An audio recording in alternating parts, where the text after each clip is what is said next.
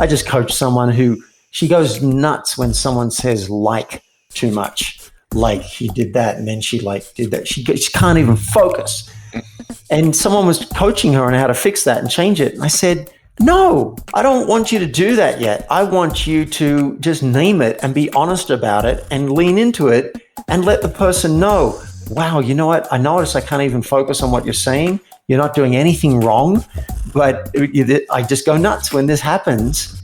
Name it, tell the truth, and start to accept that about yourself before you even try and change it. So I want her to like herself more and eventually to love herself more.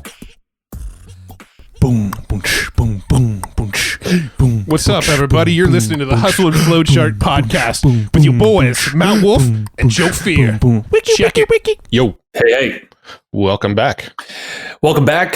And it's a good day. It's sunny here in San Diego. Still in lockdown, though. So yes, it's been the weather here in San Diego has been very OCD, not OCD. What's the word I'm looking for? Bipolar.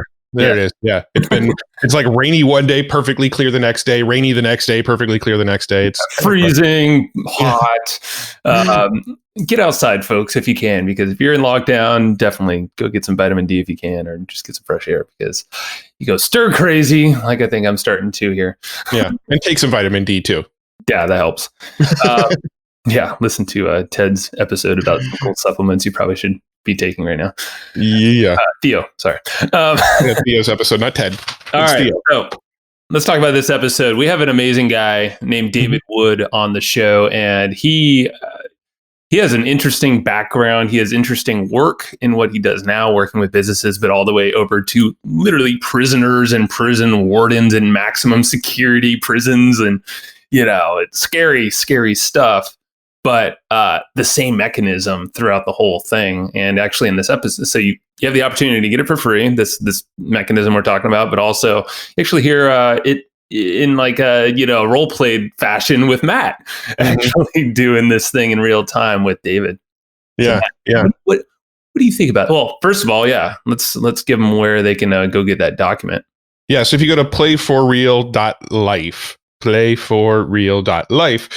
He's got a whole worksheet that you can work through for having these tough conversations. And that's really what this whole episode was about, was how do you approach conversations you don't want to have with your spouse, with a business partner, with an employee, with a boss. It's about how to approach these tough conversations that you sort of get anxious or worked up about. And if you follow this framework, then you really shouldn't get too worked up about these conversations. It becomes a process and not a personal, emotional thing. It's just a process that you work through. Yeah. And like you said, we did some actual role playing with a real scenario that we dealt with months and months ago. And, actually doing the role playing makes me a little bit more nervous to release this episode, but it is what it is. And the role playing through a real scenario that we had in our business is in this episode. So, hey, guess what? It's what probably other business owners are definitely facing and have gone through or are thinking about doing, just with that example alone that you did with David. But obviously working through this sheet, what's really cool and what you'll realize and what we talk about is, we're in our heads a lot. There's a lot of emotions in general as humans that we get a lot of anxiety from. We think that's reality, but like if we're stuck in our head in those emotions, it's not reality. That's why this document exists, to kind of bring out a logical process where you can uncover actually what to do right now, and it'll just build into a better future for everybody anyway. So yeah, in this process, go get it. It'll work for employees. It'll work for your spouse. It'll work for your boss. It'll work for anybody. So it's a process around having tough conversations, no matter who you're talking to. That's right. All right. So we took the notes for you on this episode, and you'll hear Matt in role-playing mode and probably some scenarios and ways, and that'll be in note form as well. But definitely, grab David's sheet, and we link it up in the show notes and all that stuff too. But get the notes for this one. It's hustleandflowchart.com/comp, COMP, hustleandflowchart.com/comp. It's free for a couple weeks. and from the time this episode going live. So that's just a great way to get them Cliff Notes versions of what we're talking about here. Yep. You can also text the word comp to 38470. We'll get you them that way as well. And also, this episode is sponsored by Ahrefs. That is Ahrefs. Yes. Ahrefs is our almost like, we've called it the cheat codes to traffic, basically. SEO, even some paid traffic stuff as well. It's just really interesting. We're always finding new things. And literally, like, it sounds like a broken record sometimes when we say this, like, oh my God, there's something new. It's like, no, this is legit.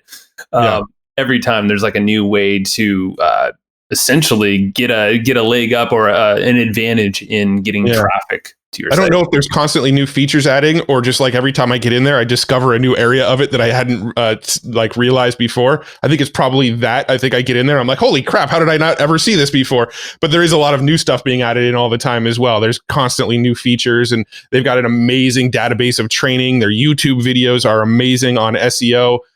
They right now, during the whole lockdown thing, they're actually giving away free courses on how to do SEO and keyword research and all sorts of cool stuff. And they've got a $7 7-day trial. So if you go to ahrefs.com, ahrefs.com, you can go get in for $7. You get a 7-day access and play around with it for $1 a day. It's so worth it. Heck yeah. So get ahrefs.com and you will love it. Yep. Let's go talk to David. All right. David, welcome to the show, man. How you doing? Hey, I'm good. Thank you. I'm happy to be here. And Matt, I got to say, I like how your guitar is casually placed on that chair in the background. It says, I'm a musician. That's right. Yeah. Well, part of the thing with guitars is if they're like out of sight, I'll never touch it. If it's like right next to me, then I will randomly walk by, grab it, play for 2 minutes and set it down again. So that's kind of thinking about having it just like out in the open. I'm going to move my guitar back onto my couch because same thing. I just watched Yes Man again with Jim Carrey. Oh, yeah. And so I've been playing Wish You'd Step Back from That Ledge, My Friend. So fun. I love it. Yeah, I'll have to learn that one. I don't think I know that song. Oh, it's so good. It's called Jumper. No, I know of the song. I just don't think I've ever tried to play it on guitar. Yeah.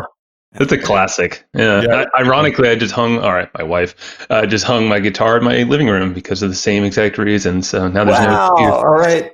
I'm writing guitar on my hand. There you go, man. Well, you guys adding value already. Bringing joy to the world through music and creativity. So now, I mean, like we were telling you, we typically record in person. Matt and I do, at least. Where are you locked up these days, David? Where you in the world? I'm in Boulder, Colorado. Okay. And I live in the mountains, and I'm not locked up. Oh no?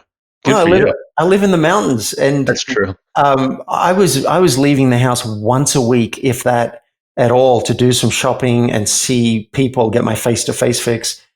And now I just don't do that. But there is no change really for my lifestyle. I don't feel like I've had very much of a lifestyle change off of this either. I mean, I pretty much work out of home every day anyway. I'm an introvert, so I don't really make huge efforts to get out and talk to people all the time anyway. Right. I go to the store a little less and, running errands and things like that a little less than normal. Yes, exactly. Yeah, it's funny because I had a baby 5.5 months ago. My wife did. And I feel like that trained us to be homebodies because we definitely were not prior to this. We would go out, go to dinner, see friends, all that fun stuff. But having the baby, I'm like, yeah, just like what you guys said, I'm like, I haven't really felt a big difference. And I'm very fortunate to say that, we're all fortunate to say that most people aren't able to say that. But yeah, I think the biggest change is when we do calls like this. Joe and I are in 2 different places now, and that's sort of been a getting used to thing, but different. Yeah. So the way we typically start these shows off is we like to get your backstory. We like to get kind of like how you got into this. I know you work with prison inmates and you work with CEOs, and you've had some interesting experiences over your lifetime. Maybe we can dive into some of that and some of the story behind how you got into doing what you're doing now. Yeah, for sure. Well, I began life as an actuary. Basically, I was good at math, and I did well at school, and I was going to be an accountant. But then we found out that an actuary seemed really hard to qualify. There was some prestige to it. And basically, for listeners who don't know, an actuary deals with long-term financial projections, like 50 to 100 years, calculates probability, statistics, probability of people dying, and will sign forms required by legislation to say that a pension fund will stay solvent over the next 50 years, or that this premium is valid for this life insurance company. They do things like that. Suffice it to say, I'm a total geek. I'm a total nerd. But I had a little bit of personality. So I went to a consulting company, one of the biggest HR consulting firms in the world. And my clients were Sony Music and Ford and Exxon and Chanel. And at the age of 24, I mean, you could say I'd kind of made it. I moved from Australia to Park Avenue, and I even had a ponytail at the time. And I'm like, I'm so good, I can have a ponytail. And well, it turns out I wasn't that good, because they just let me see Sony Music and Chanel, and they wouldn't let me go and see any other clients. And finally someone said, "You're an idiot." And I said, "Why?" He said, "Well, you're trying to be successful in spite of a ponytail. That's your challenge." And he said to me, "Why don't you be successful in spite of telling the truth all the time?" Something like that. And you know what? I've done 100 interviews, and I never put that together until now. Wow. That my life is about speaking the truth. And he said that to me way back then. So I cut my ponytail the next day, and they started bringing me to Philip Morris and some of the really big companies. But I wasn't happy. And someone suggested I do a self-help seminar. And I'm like, no, I don't want to be one of those self-help junkies that's so weak they just can't think for themselves. But I went along because I'd never done anything like that. And I wasn't happy in my marriage. And so I go and do the seminar, and they cracked my cynicism. I didn't know that some people actually care about the world and just devote their life to making the world better. And I wasn't very emotional, because it turns out, I knew this, but I didn't know the impact it had on my life. When I was 7, I had a tragedy in my family. My little sister was killed in a traffic accident, and I was there. I witnessed it. Now, we didn't know about PTSD back then, and so I just went on with my life. But apparently what happened is I just shut down all the emotional side. I got great at business and systems, but I didn't know anything about vulnerability or deep connection or emotional intelligence. So when I discovered this self-help stuff, I was like, oh my God, there's a whole world out here I didn't know about. So the first 25 years of my life were about left brain systems and getting great at business and business consulting. The last 25 years have been about the other stuff. It's about telling the truth and about learning. I'm hesitant to say this because people have a reaction to it, but learning to actually like myself more has been the journey. That's Go ahead, actually Joe. been a pretty big theme. We've had Kamal Ravikant, and he had this book he put out this year, "Love Yourself Like Your Life Depends on It," and it's essentially what you're saying right there. And there's an immense amount of feedback from the folks that listen to him on this show, but also just in his book. I think it's a more powerful statement that you're saying right there than ever right now. It's something that a lot of people don't think about. Yeah, they told me when I started coaching 20 something years ago, they talked about guerrilla coaching, which is like covert coaching. What I'm really about is I want people to accept all parts of themselves. I can see where people have a contraction because they're like, oh, I can't say that because that's embarrassing, and I don't want this person to think that about me. And I just coach someone who, she goes nuts when someone says like too much. Like he did that, and then she did that. She can't even focus. And someone was coaching her on how to fix that and change it. And I said, no, I don't want you to do that yet. I want you to just name it and be honest about it and lean into it and let the person know, wow, you know what? I notice I can't even focus on what you're saying. You're not doing anything wrong. But I just go nuts when this happens. Name it, tell the truth, and start to accept that about yourself before you even try and change it. So I want her to like herself more and eventually to love herself more. But I don't say it up front because that's kind of weird. So people come to me, they're like, I want my business to be better. I want to be a leader at work. Okay, great. And then covertly, that's what we're working on in the background. When you and this might be jumping ahead, so maybe we dog your for later. But when you say name that thing, so if you said like, or any kind of tendency or habitual thing, what do you mean by name that thing? Yeah, I'm so glad you asked me because I'm very excited about this. What happens? Let's say you and I are talking. We're glossing over so much as we speak. My mind's jumping ahead. Your mind's jumping ahead. You'll say something and then I'll think of something and then I'll say something.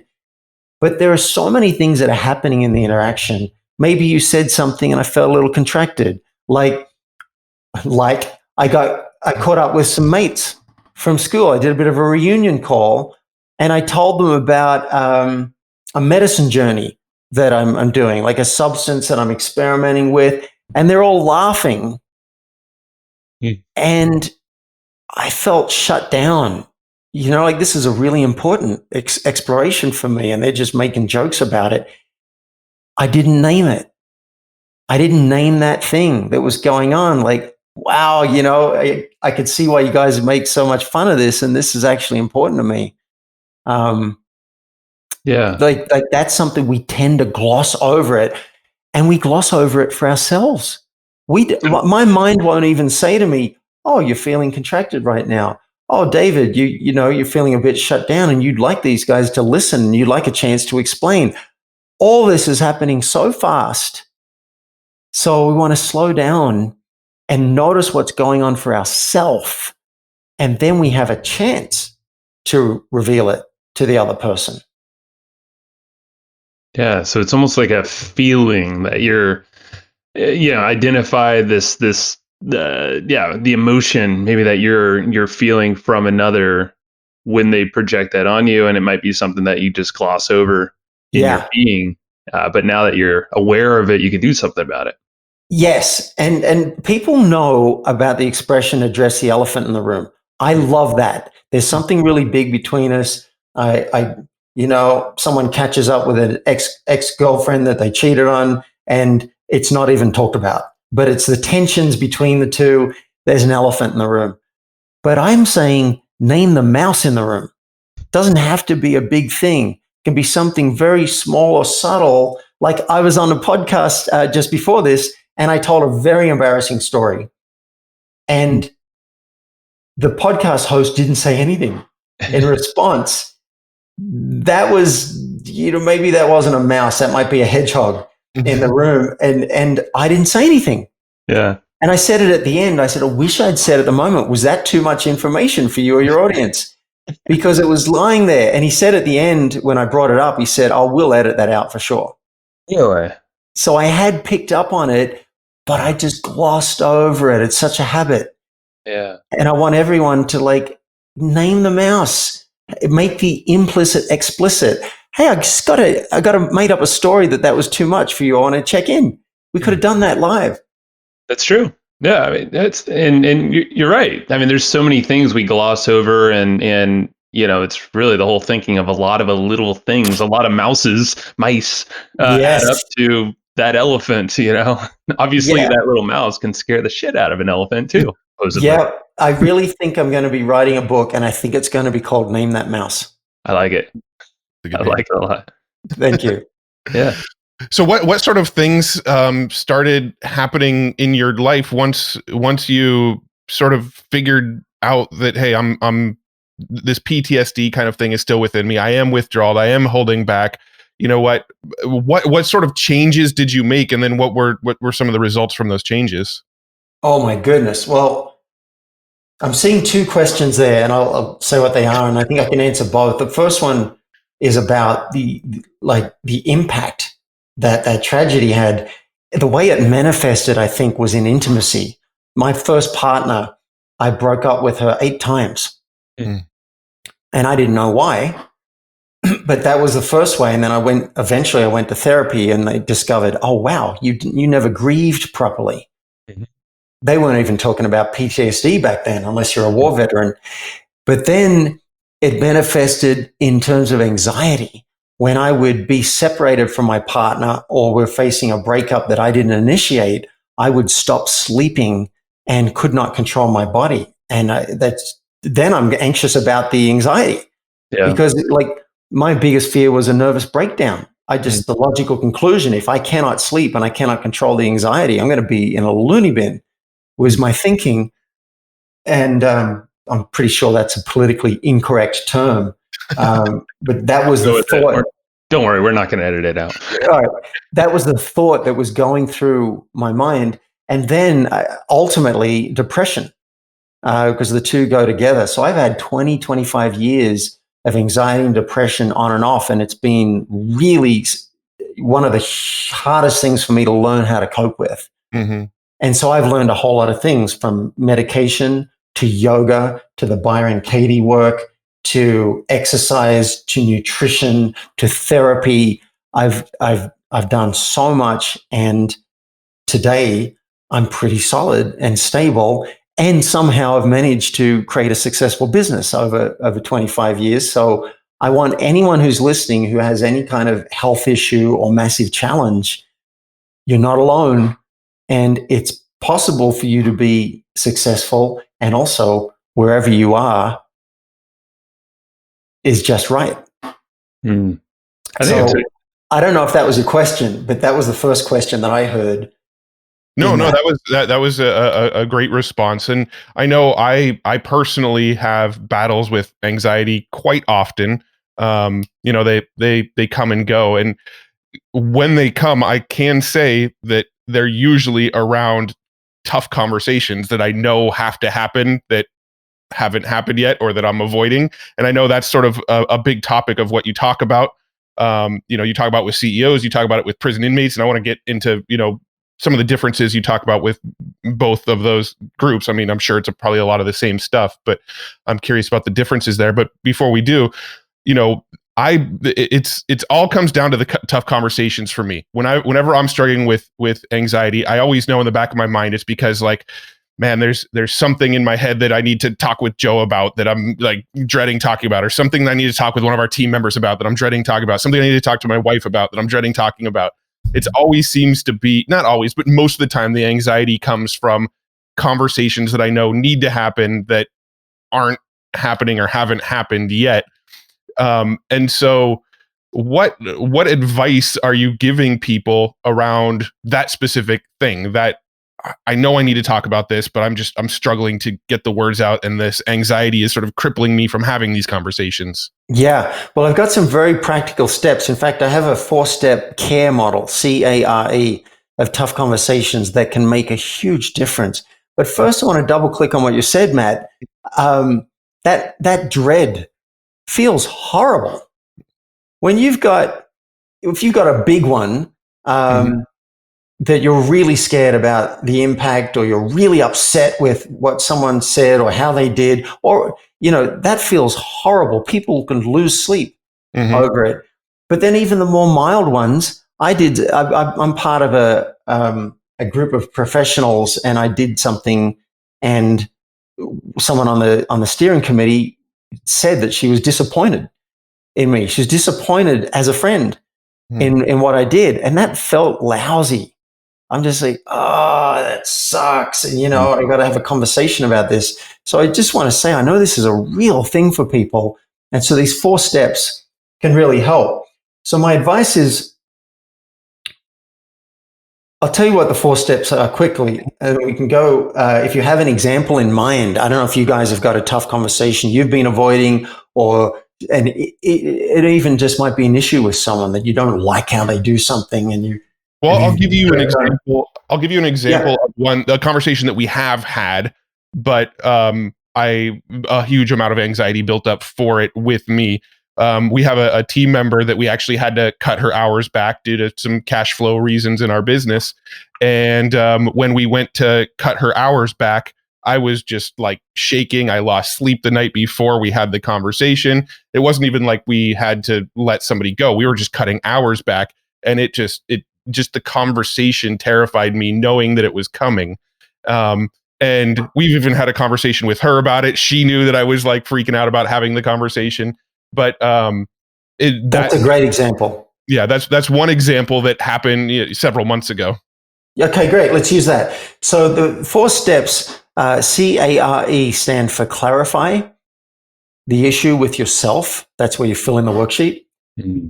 And then if you choose to continue and have it, you'll do the next 3 steps, which are ask permission. And I've got a ninja formula. It's so deceptively powerful. Make it way easier for you to bring this up. Mm-hmm. And then R stands for reveal and request. You'll share what's going on for you, what the issue is, and you'll make a request if you have one. And then the E is so important. It stands for inquire. You don't want to have a tough monologue. You want to have a tough conversation. So you want to check, how is it for you that I'm bringing this up? What are your ideas? Do you have a better idea than I do? I really want to hear anything you've got to say. So those are the 4 steps: clarify, ask, reveal and request, and then inquire. So, Matt, would you be willing to do a little demo with me? Do a little live demo using your example? All right, great. So what's a fake name for this person that you've got to cut the hours back? Let's say Karen. Karen. All right, great.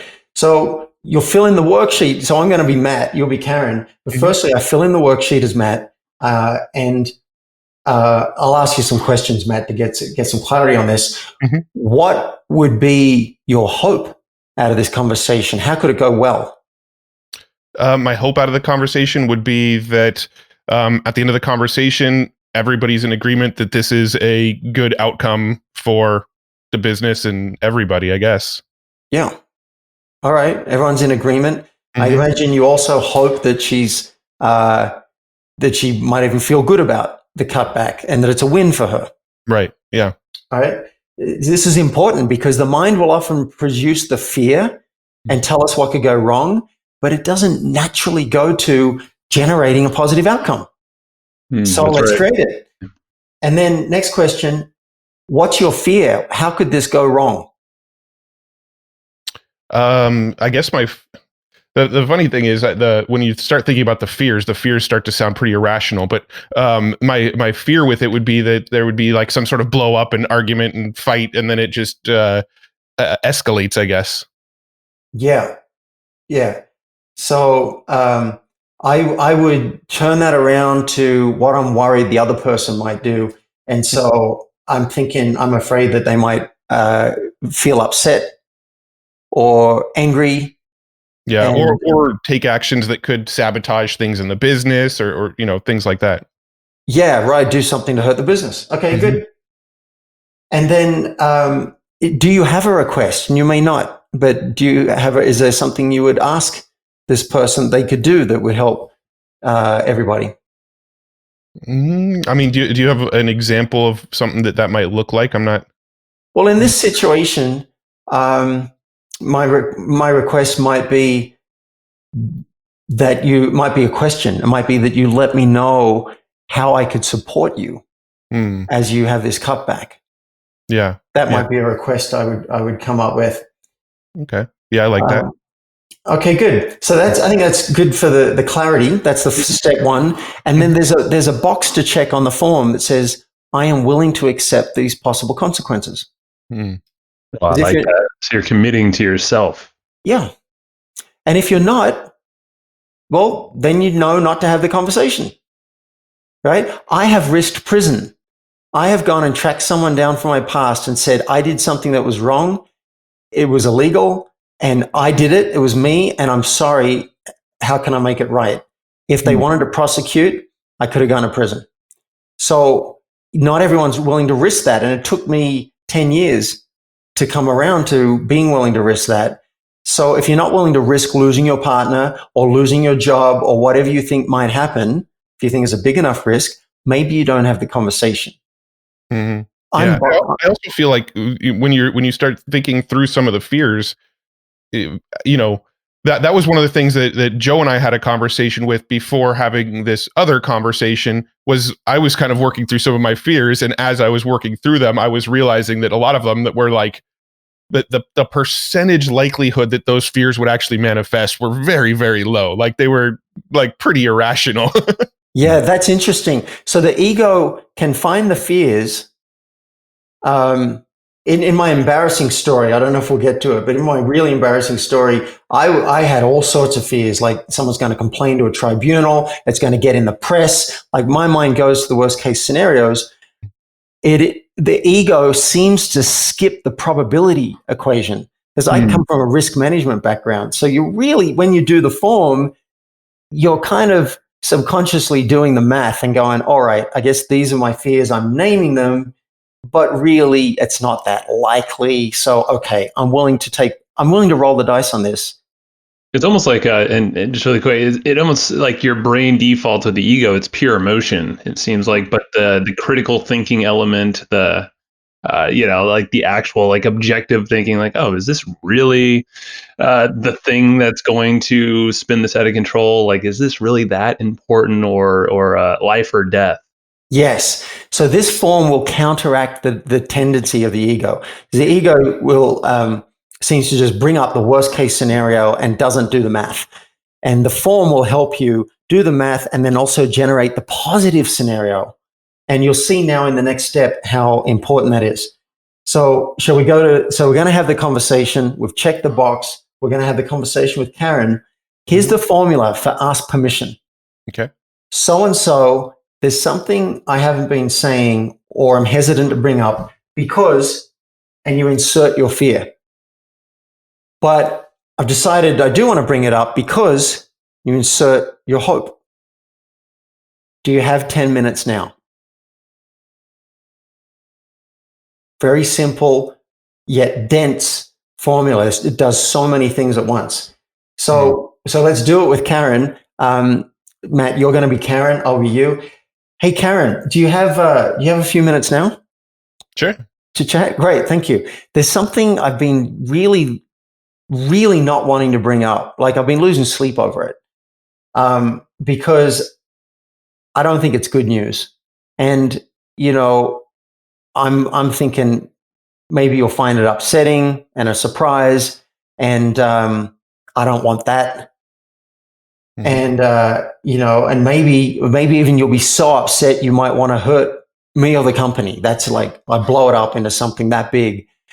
But I do want to bring it up because I really want us to be in agreement, and I'm hoping there might be a way that it could be a win for you. Maybe I'm reaching, but that's my hope. And so I do want to talk about it. And so I want to check again. Is now a good time? Do you have 10 minutes? Yeah. I mean, Okay.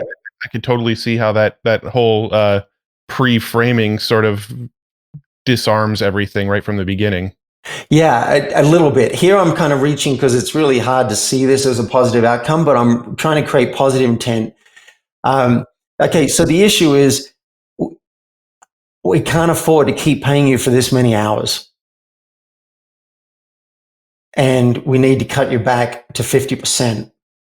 And I'm guessing that could be a surprise. It could be hard financially. And I want to check in. And now we're jumping to step 4.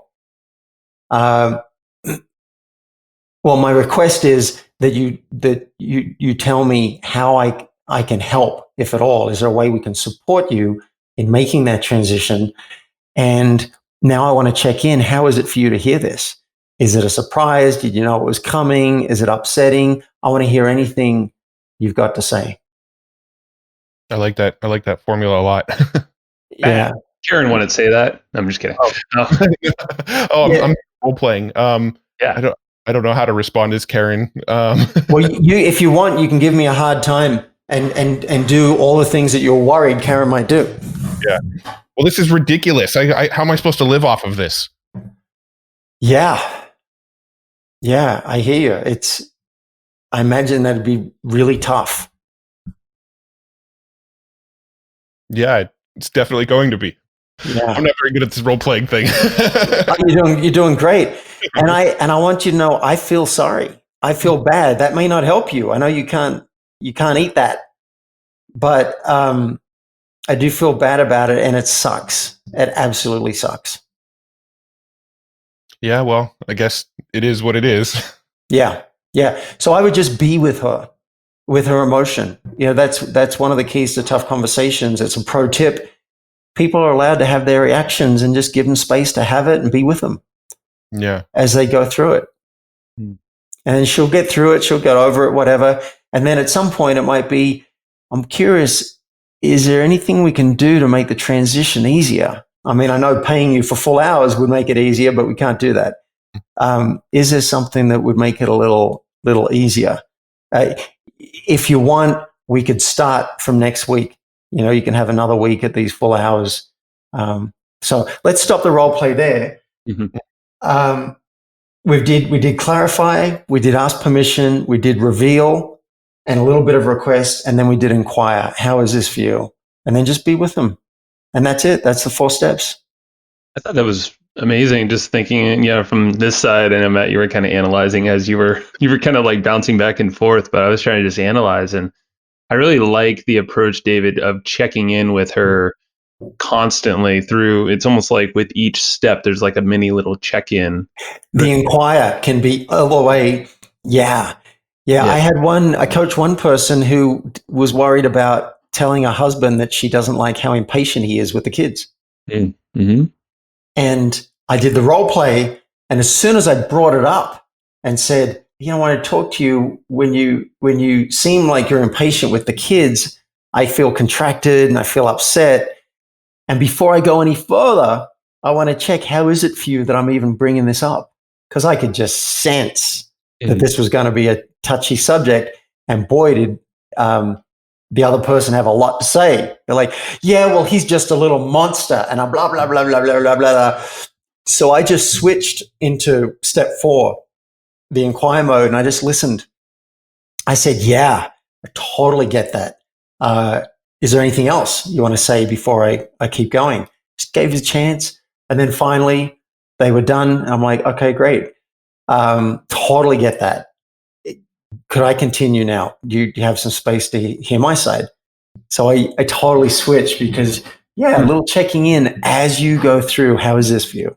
Yeah. And that's because through I feel like each of the 4 phases, there's like a layer you're uncovering with the other person you're chatting with through this conversation that might have been, could have been avoided for a while now on both parties, or maybe it's known on both sides, or maybe even one side. But, through that, each layer, I feel like there are going to be more questions, more opportunities to hear what's in their brains. You can then really navigate this thing the smoothest possible. It's a great win-win with those check-ins. And I like how you can almost like bounce to inquire, step 4, but then, resolve that and then go back to say, step 2 or 3, Well, Joe, you said that so well. I think that what you're talking about is actually being relational.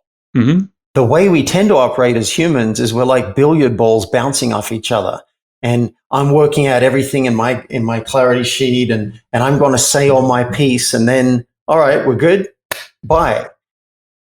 But what you're talking about, and we talked about this maybe pre-interview when I brought up a story on a podcast, and it seemed like the other person was pretty silent at the end of this embarrassing story. And I'm thinking, how is it for them? Like, was they offended? Are they going to edit this out? And I could have checked in, check in every way, and now you're being relational. Here's a bit of piece of me. All right. Oh, this is what's happening for you. Now this is what's happening for me. Hearing that. Oh, hearing you say that, I notice I feel a bit defensive. That's authentic relating, and it's a whole industry. Yeah. And I didn't discover this relational piece until a year and a half ago, of the constant back and forth and revealing as you go. Yeah. Yeah, because it's a very fluid thing. Yeah, it's very simple to be like, here's my agenda, steamroll ahead. This is I'm the boss, or I'm the whatever, put the label of yourself on there. And I got to get this out. I got to get it all off my chest. And Yeah, and that's fine. You can do that too, but you can set up the context ahead of time. You can say, it'll probably take me about 3 minutes to get it all out. Is that okay? Could you give me that space to see if I can get it out? And then I want to hear anything you've got to say. You can actually set that up so that you take turns. But as you get better, you could check in as you go, little bit. It's a bit more advanced. Yeah. Oh, can you remind folks, to get the sheet, I actually was like kind of downloading this in real time, but if you go to playforreal.life, you can actually get the sheet that David's talking about and walk through this. And at the head of the episode, we did tell you where to get it as well. Just wanted to remind folks there.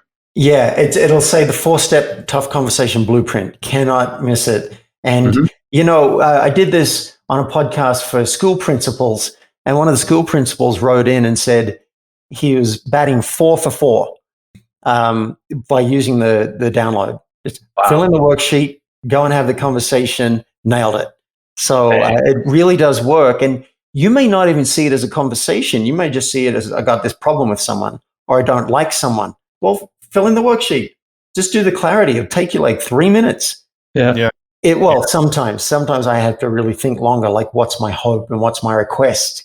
Because that's, people are good at complaining. But when you say, well, what's your request?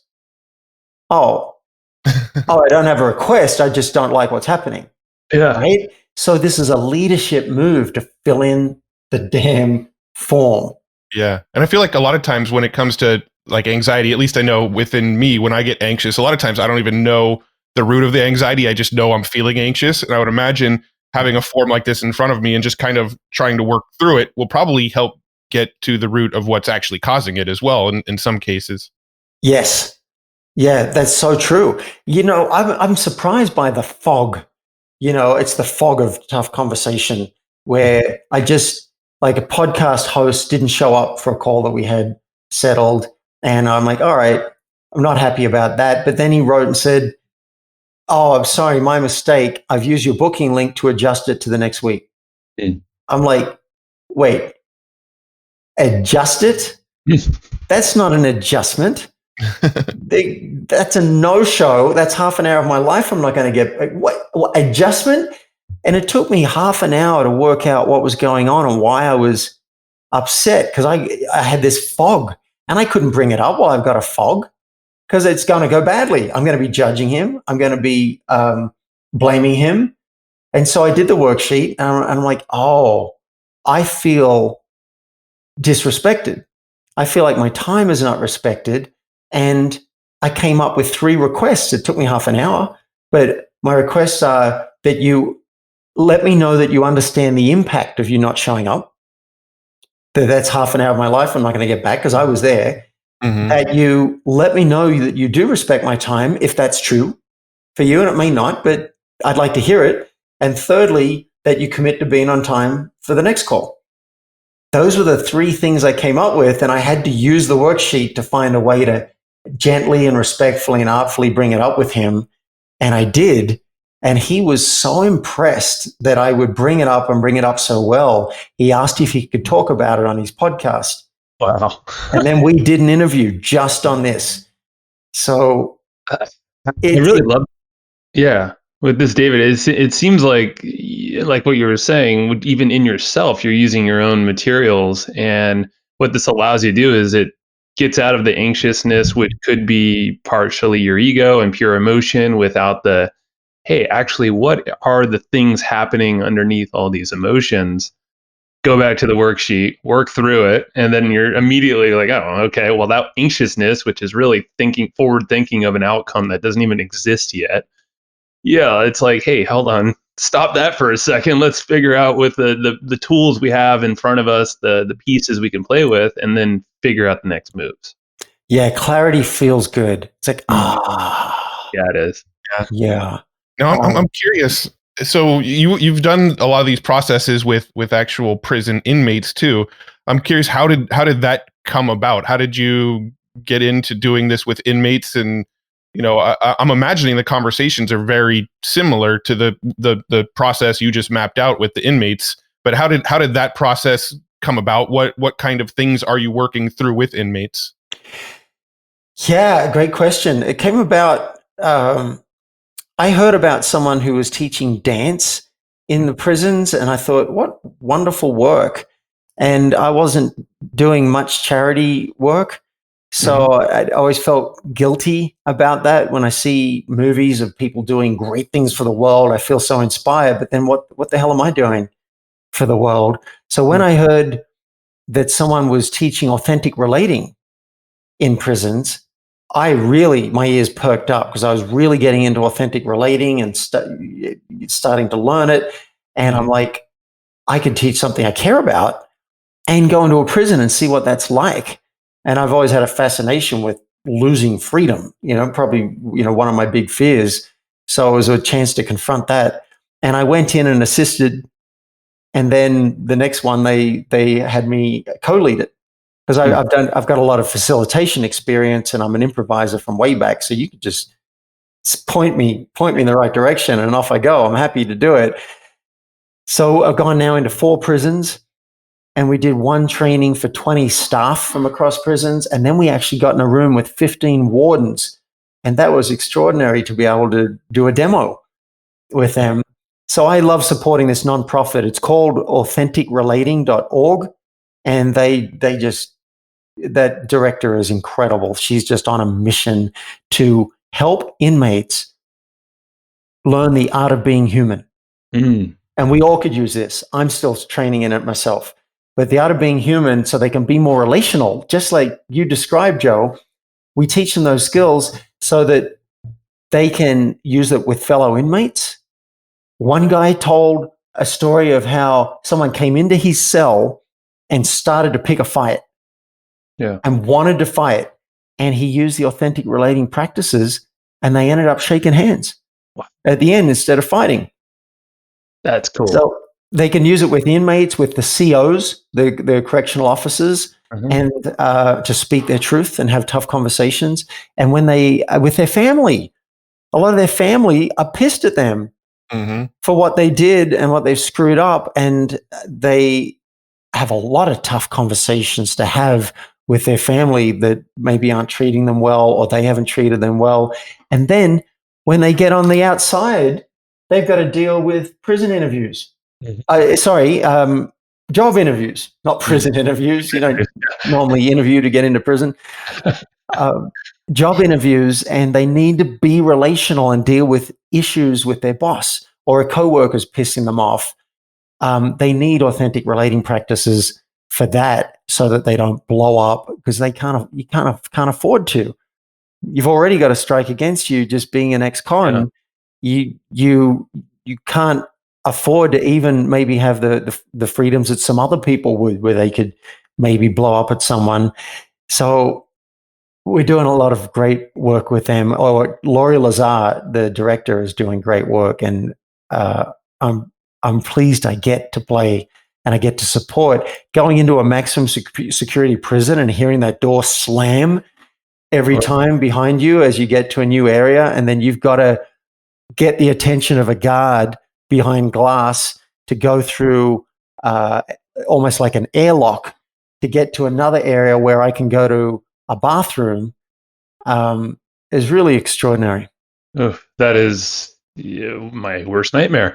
But not your work, of course, but going into a prison. That's tragic part of it. Yeah. And then we lose some freedoms. Like we'll be on lockdown. Boom, prison's on lockdown because a tool's gone missing. And now no one's moving anywhere. We might be there for 3 hours. Can't go to the car, can't go out, can't go somewhere to lay down and rest. We'll even show up to a prison and we can't get in. Sorry, we're on lockdown. Just have lunch. We can't tell you when. 3 hours later, okay, we can come in and do 2 hours of training. And we've driven 4 hours to do a 2-day training. So it's a fascinating world.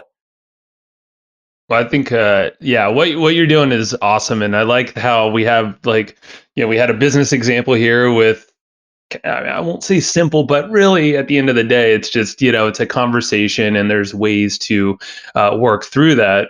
pretty quickly. And then you have the other side, here's life or death in a prison where guys can fight and potentially kill themselves or each other. And it's the same process. And I just love this. I know a lot of folks right now are locked in their houses with their family. There's a lot of, unfortunately, there's abuse happening, child abuse, just between spousal. There's divorces that could potentially happen, economic impacts. I mean, now more than ever, I could see this being a tool that people can really apply and kind of ingrain in themselves, but also fall back on if they ever need that logical side and not get wrapped up in emotion. Yeah, I want people to speak their truth 30% more because, again, we want to counteract the ego. The ego is going to want to hide stuff. And I was taught just don't make waves, don't rock the boat. Women in particular, apparently, are taught not to speak up. And I want to counteract that. So let's speak our truth 30% more and be ourselves in the world and let the universe adapt around us to that. And this worksheet can help you do that. And you don't have to take on the big ones. Some people might. You take the biggest one and then everything else is going to seem easier, but you can do the little ones. You don't like someone smoking around you, or it bugs you how your partner does this and they're just not willing to change something. Whatever it is, practice with the little ones. You can work your way up. That's smart. Yeah, baby steps. Don't jump into a tough conversation that maybe has life consequences. You don't have to risk prison or losing a relationship right up front. It's okay. You don't have to have any of these conversations. I'm just saying now that you've got a model and a worksheet that's kind of got your back in this, then you might want to do a truth audit. Start writing down the people in your life that you just don't feel great about, or there's just something in between you, anything going on, then write the issue next to them. You don't have to have those conversations, but you might find you circle a couple of them and say, all right, let's try out this 4-step process and see how I do. You'll become the leader that you would follow. I like that. I read that from some of your work somewhere, and I like that. Let's maybe end on that point: is become the leader that you would follow. Like that's super powerful. Yeah. And so you've got a book called "Get Paid for Who You Are." Are there any books that you reference yourself or refer to people quite often or anything like that? Maybe around some of the topics we've talked about. Well, I point people to my podcast for Tough Conversations. But what's the name of your podcast? Tough Conversations with David Wood. Okay, cool. Yeah. I'm a huge fan. One of the things that altered my life was finding Byron Katie. And she has something called The Work, which is a very simple 4-question process for any thought that's causing pain. And it went beyond that. I used to believe before Katie, and I didn't even realize I had this belief, that my circumstances were what would give me my happiness or my upset. So if I lose my job, that's what's causing my upset. Through the work of Byron Katie and her book, Loving What Is an introduction to that work. I have come to believe that the worst thing that can happen to a person is a thought. That is the worst thing that can happen to you, is a thought. And the book didn't do it for me. The book was an intro, but working with a Byron Katie coach to identify the thoughts that were hurting me and then bust them open. And I had resistance. I was pretty open-minded, but no, the brain and the ego are entrenched. So this work helps open the mind. That helped. And then I went and did the 9-day school for the work. And that was profound. I felt like I was high, like an altered state of consciousness. And so I'm a big fan. And there's one book, Loving What Is a good introduction to wow. her That's work. Cool. Thank you. Yeah, we'll link that up, and the whole thing of being stuck in thought. Yeah, that can completely paralyze someone. It's the only thing that can hurt you. Yeah. The only thing is a thought. And so, I don't actually believe anymore that any thought is true. I mean, that this is a coffee cup, or that I'm a good person, or that you're a human being even. I've gotten a little bit beyond that anything is actually true. So why suffer? You know, she left me. Really? She left me. Let's break it down, do the work. And I come out with, well, she's still talking to me. I've still got access to a conversation if I want. And she's still on the planet. Did she leave? Did she leave permanently? Did she just leave to go out the door? Like, what's this whole concept of left? She left me. Wait a minute. I'm the one who's cut off communication with her after she broke up. Who left who? Oh, wait, I left her. And then dig in a little further. I've left me. I'm not consoling me. I'm not talking to myself. I'm not telling myself nice things. I'm not giving myself a bubble bath.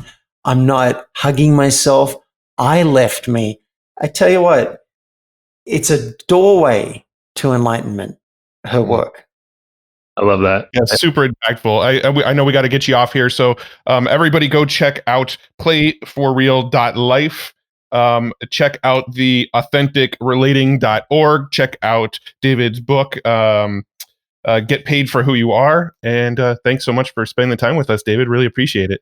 My pleasure. And I would like to extend an invite, if I may, to your audience. If something resonated for you here and you're like, yeah, I want to improve my leadership skills, I want to work on life and business at the same time being better, and you identify as a high performer, then click on the request a session button on my website.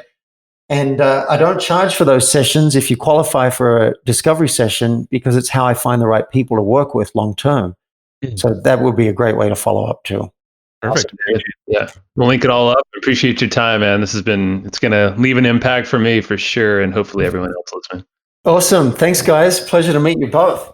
Great meeting you, and have a great one. Thanks so much for tuning into that episode. I hope you dug it. I know Joe and I dug it. I actually kicked Joe out of the room. He's not here right now because I wanted to tell you about a tool that I really, really dig. We use it in our business. We recommend it all the time. It's called Easy Webinar, and it's a tool that lets you do live webinars, automated webinars, hybrid webinars, and, pretty much any other kind of webinar if there are other kinds of webinars.